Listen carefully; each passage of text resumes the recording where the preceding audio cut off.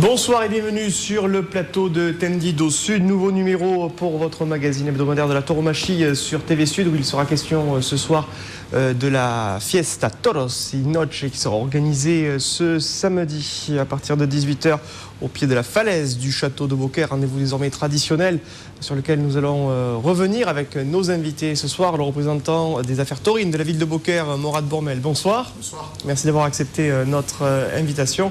Et puis face à vous, on retrouve l'un des matadors au centre de l'organisation aussi de cette fiesta bien sympathique, Romain Fluet, Roman Pérez. Bonsoir. Bonsoir. Et puis à vos côtés, un bandolier bien connu, Rachid Ramdan Morenito d'Arles. Bonsoir Rachid. Bonsoir. Merci à vous messieurs d'avoir accepté notre invitation. On va entamer cette édition avec malheureusement la triste nouvelle de cette semaine. Vous l'avez certainement appris en lisant la presse espagnole. C'est la disparition du matador espagnol Antonio Chenel. Antonio était à l'âge de 79 ans des suites d'une bronchopneumonie. C'était grande star de la tauromachie des années 50 à la fin des années 70. Ça a été l'un des maestros les plus importants de la seconde moitié du XXe siècle. Depuis son ultime retraite, avec sa dernière corrida, torée en 2001, le torero madrilène officiait depuis plusieurs années au micro de Canal Plus Espagne en qualité de consultant pour les grandes férias espagnoles. Antoniette a été bien inhumé lundi après-midi au cimetière madrilène de la Almudena. Une chapelle ardente avait été ouverte au cœur des arènes de Las Ventas à Madrid et de très nombreux aficionados de la capitale espagnole sont venus rendre hommage à l'un des plus grands maestros du siècle dernier qui, rappelons-le, avait pris l'alternative le 8 mars 1953 dans les arènes de Castellón de la Plana des mains de Julio Aparicio Père et en présence de Pedres face à des taureaux de l'élevage de Francisco Chica. Lorsqu'on voit et lorsqu'on apprend cette nouvelle, Romain Fluet, d'un maître comme Antoniette, qui plus est, dont la voix nous a accompagnés lors de temps de retransmission télévisée, on se sent un petit peu orphelin, qui plus est lorsqu'on est matador aujourd'hui. Ben oui, exactement. Moi, je ne l'ai pas trop connu. Je l'ai plus connu sous le regard de journaliste et commentateur des corridas. Mais j'ai vu quelques vidéos et ça a été un grand maître. Quand on voit tous les maîtres comme Joselito, comme Ponce et les déclarations qu'ils ont fait, que ça a été un de leurs idoles, ben, c'est une perte d'une grande personne dans la tauromachie et on est tous tristes de l'avoir perdu. On dit souvent de Manzanares père qu'il est bien un torero de miroir. C'était également le cas pour Antonio Chenel, Antoniette, et avec une fan, Rachido Ramdan. Souvent c'est un exemple, celle du fameux taureau blanc d'Osborne Atrevido. Et cet immense triomphe d'Antoniette qui a marqué à jamais la tauromachie, notamment d'un point de vue physique avec sa fameuse mèche, mais aussi pour une pureté et un classicisme. Même si ce n'est pas de la même génération, il y avait toujours des choses à voir dans les faines, même à travers les vidéos d'Antoniette. Ah, c'est sûr qu'en regardant les vidéos du maestro, on trouve toujours quelque chose à se mettre sous la dent, comme on dit, quoi. Et quand on voit les déclarations, comme le disait Romain tout à l'heure, de tous ces stars de la tauromachie, et moi, une qui m'a vachement ému, c'est celle du maestro Curro Vázquez, qui disait que vraiment ça a été son espère, son miroir, et qu'il a marché sur ses traces, quoi. Et donc on se dit encore qu'on perd vraiment un grand, quoi. Que le maestro Antoniette repose en paix après son immense apport à l'art tauromachie. On va observer après ces dernières photos en guise d'hommage au maestro Antoniette et une pause avec l'agenda des clubs taurins et revenir sur les temps forts du week-end à venir.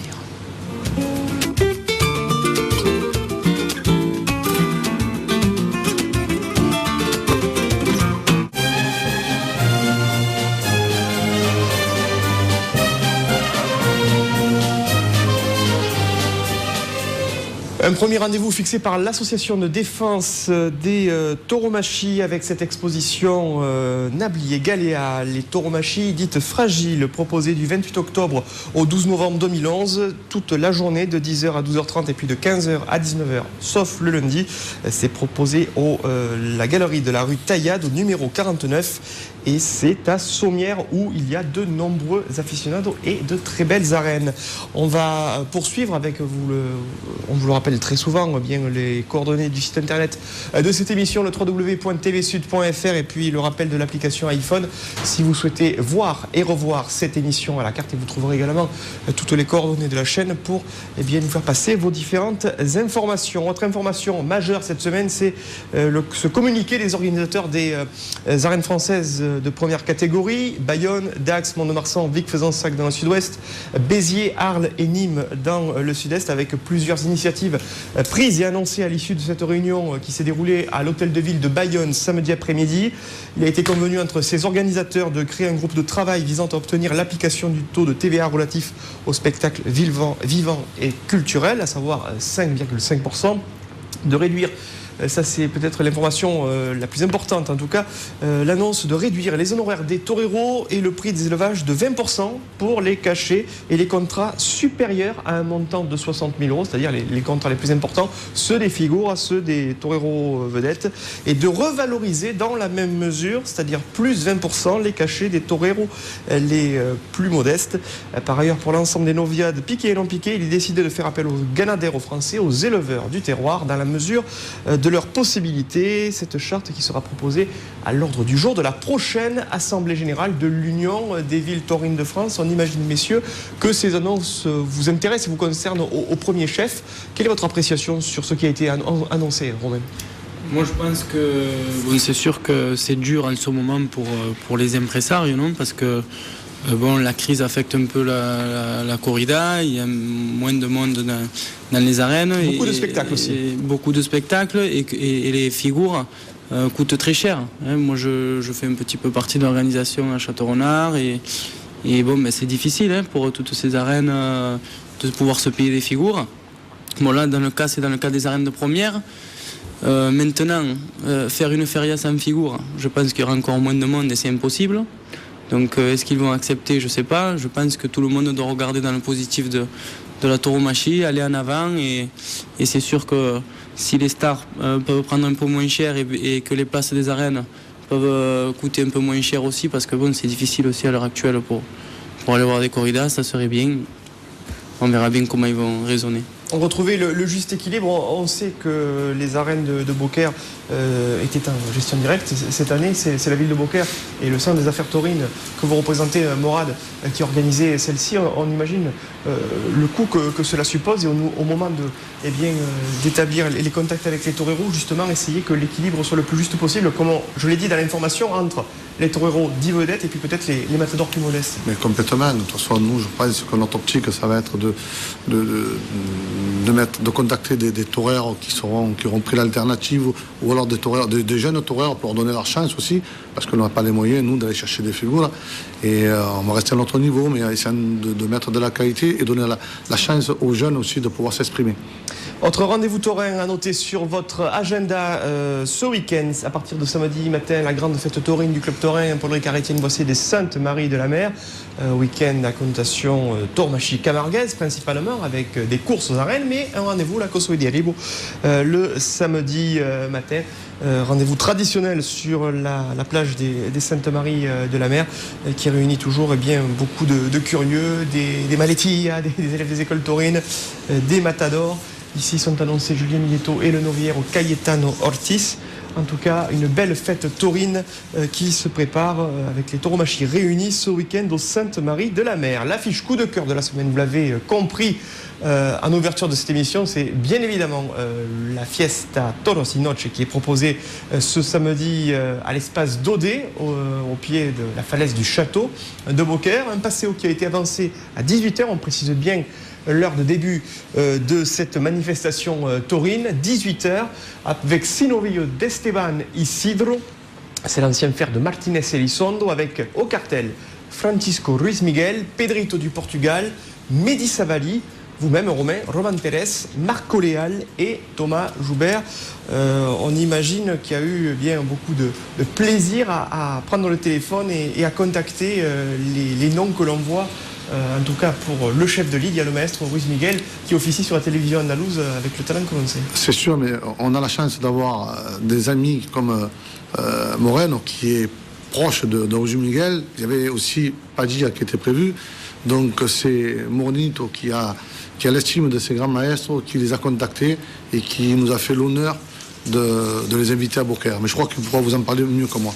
Rachid, on parlait, c'est vrai, de la première contratation en espagnol, le premier engagement qui devait bien réunir dans ce cartel Juan José Padilla, malheureusement pour les raisons que l'on sait, et la gravissime blessure de Saragosse, le maestro Jerezano ne pourra être là.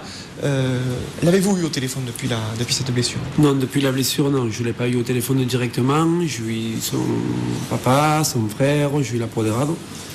J'ai eu la chance de me rendre quand il était encore hospitalisé à Saragosse, mais au moment où je suis arrivé, c'était le vendredi, il avait endormi parce qu'il avait passé une très mauvaise journée. Donc je suis arrivé jusqu'à devant la porte qui était gardée par des policiers et j'ai pas pu rentrer, mais j'ai discuté longuement avec le papa et qui me disait que c'était très dur, mais bon, que Juan allait sortir au devant de tout ça, quoi. Et donc ils m'ont dit de repasser 1 heure plus tard, mais comme j'allais sur Madrid, j'ai pas pu m'éterniser, quoi. Donc bon, après j'ai eu des nouvelles du frère, tout ça, donc il n'y a pas de... Vous êtes très proche puisque vous avez toré dans sa quadrille il y a 5 années de cela en plus. Ben oui, c'est quand on a passé 2 grosses saisons avec le Cyclone, on a créé des liens, et d'ailleurs quand je lui ai proposé, je l'ai contacté pour ce festival de Beaucaire, il n'a pas rechigné une fois, il a dit que oui, que pa'lante. Et on a été le voir justement après à sa chambre d'hôtel après la corrida de Mur de Nîmes. Il y avait Romain avec nous et quand on lui a montré une vidéo justement de l'émission que vous avez fait l'année dernière, et il a été chaud de suite, quoi. Romain, un mot justement sur la confection du cartel. On a parlé de Francisco Ruiz Miguel, également Pedrito du Portugal, un nom qui revient, qu'on n'a plus vu depuis quelques années. D'ailleurs, le dernier triomphe à Beaucaire de Pedrito du Portugal, c'était en 94, lors d'une corrida de Maria Luisa Dominguez y Pérez de Vargas aux arènes Paul Laurent. Comment s'est fait le contact avec le maestro portugais? Le contact, tout simplement, que moi, c'est un peu un torero que depuis tout petit, des cassettes de best-of corrida, de ces années qu'on regarde, et c'était un peu un de mes idoles, comme Chamaco, comme Jesulín, de cette génération-là. Et on a demandé son numéro de téléphone, et tout simplement on l'a appelé en lui expliquant ce qu'on faisait au pied du château. Et de suite, quand je lui ai parlé de la France, de Nîmes, de Beaucaire, de suite on a senti un petit truc, il avait envie de revenir, et ça lui fait énormément plaisir.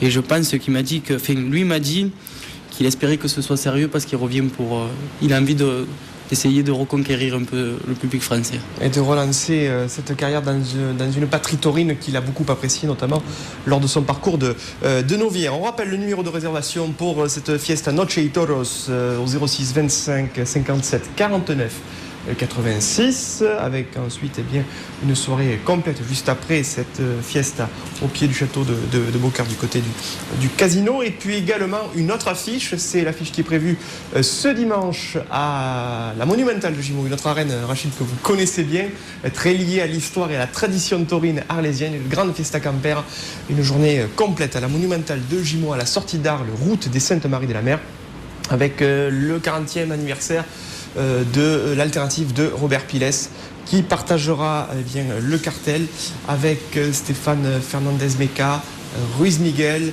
vous-même, Rachid, vous êtes annoncé à cette Fiesta Camper. Ça va être l'occasion de se réunir dans, on va dire, la tradition de la grande famille taurine, némo-arlésienne, on va dire. Ah non, c'est sûr que ça va être un grand moment. En plus là, le club taurine ou Formigo est en train de réformer un peu toutes les arènes, ils refont tout ça, donc on va considérer ça comme une réinauguration, et d'avoir la chance de faire le patio ce jour-là avec une histoire complète de la tauromachie, ça va être très important, quoi. Il va y avoir pas mal d'années d'expérience alternative. Oui. Là, il y a de quoi. Il y a vraiment des personnes déjà qui sont de cœur extraordinaires et qui sont des grands professionnels, quoi. Alors, si vous souhaitez participer à cette journée, vous pouvez réserver pour la journée complète, où il y a également un repas qui sera servi à la mi-journée. 04 90 93 95 58. Et c'est pour cette journée taurine de Gimont. On va bien découvrir le sujet que nous avons réalisé sur le grand rassemblement qui s'est déroulé sur le parvis des arènes de Nîmes. Et puis, à la suite de ce sujet, on observera une petite page de publicité et on reviendra avec nos invités pour évoquer bien évidemment l'actualité taurine beaucairoise, mais mais aussi ce sympathique festival taurin qui s'est déroulé il y a quelques jours de cela du côté des arènes de Saint-Étienne-du-Grèce. Mais pour l'instant, place au rassemblement de l'afition, c'était à Nîmes, il y avait du monde, c'était beau, il y avait de la solidarité entre les Nîmois et les Taurins.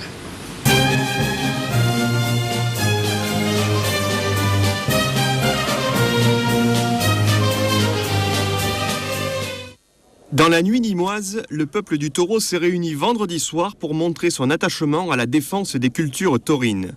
Sur le parvis des arènes de Nîmes, 2 à 3 000 aficionados s'étaient réunis aux côtés de nombreux élus locaux, régionaux et parlementaires pour réaffirmer leur passion de la tauromachie et condamner les récents actes de provocation initiés par des groupuscules anti-taurins à Nîmes et Rodilhan. On a le droit de pratiquer nos traditions et de les vivre. La corrida est un art. Et ce qui est inadmissible aujourd'hui, c'est que ceux qui sont anti-corrida utilisent des moyens scandaleux pour venir s'enchaîner. Alors moi je condamne la violence qui a eu lieu, ce n'est pas acceptable. Mais il n'empêche aussi qu'on a quand même, on est dans une démocratie et on peut vivre tranquillement ce que nos anciens ont vécu et ce qui représente nos traditions les plus profondes. Et quand je vois que celles et ceux qui sont venus nous semer la panique il y a quelques jours viennent de pays étrangers, alors je me dis qu'il faut savoir raison garder et que la mondialisation elle a des limites. Moi je suis un homme de la tradition, j'ai joué du galoubet et tambourin depuis des années et je ne vois pas pourquoi on viendrait nous déranger. Et c'est la fin de nos traditions, c'est la fin de nos démocraties. Aujourd'hui c'était important d'être très très nombreux, de faire une manifestation silencieuse comme ça a été le cas, ça a été d'ailleurs bien respecté. L'afition d'être plus soudée qu'à jamais. Voilà. Christian, moi, c'est ma vie, c'est dire tous les taureurs de notre génération, que ce soit moi, Mecca, Bernard Marseille et tant d'autres que j'ai peut-être oublié. Mais Christian a été et restera le plus grand taureur français, notre expert, notre miroir. Et il nous manque toujours autant. Voilà. Des aficionados, des anonymes et des Nîmois qui ont manifesté en silence en déposant des centaines d'œillets au pied de la statue de Christian Moncouquiol Niménio II, profanée en septembre dernier par les anti-taurins. Une icône de l'afition française dont on célébrera les 20 ans de la disparition en novembre prochain, au moment où certains parlementaires s'impliquent au quotidien dans la défense de la tauromachie. On a créé un groupe avec le sénateur-maire de Béziers qu'on co-préside et effectivement on a quelques sénateurs, même des sénateurs d'autres régions, du Nord par exemple, qui ont adhéré à la démarche. Je crois qu'il faut qu'on explique notre démarche, il faut expliquer ce qu'est la corrida et je crois qu'il est important de le faire aussi bien chez les parlementaires européens et les sénateurs. C'est notre passion. Je ne vois pas pourquoi on nous l'interdirait, donc nous sommes là pour ça, pour prouver que nous tenons à nos racines, nous tenons à la corrida, et c'était important que nous soyons là, les élus, mais également pas mal de clubs taurins, pas mal de Nîmoises et de Nîmois. On a prouvé à tous les anti-corridas ce soir que nous, on n'a pas besoin de faire venir des gens de Belgique pour avoir du monde. On a des Nîmois, vous voyez, le parvis des arènes est rempli. Et tout ça dans le respect, dans la dignité. Et puis dans le mot d'ordre, c'est la liberté. Chose importante chez nous, c'est la liberté de pouvoir assister à la tauromachie, qui est un spectacle qu'on ne rappelle pas assez, qui est légal. Et aujourd'hui, on a le droit de pouvoir assister au spectacle taurin sans être embêté et sans être bloqué par une minorité qui n'accepte pas qu'on pense autrement qu'eux. Un rassemblement qui intervient à un moment clé de la radicalisation des actions anti-taurines. Suite à l'inscription au printemps dernier de la tauromachie au patrimoine immatériel culturel français, un incendie criminel avait été perpétré cet été au domicile du président de l'Observatoire national des cultures taurines.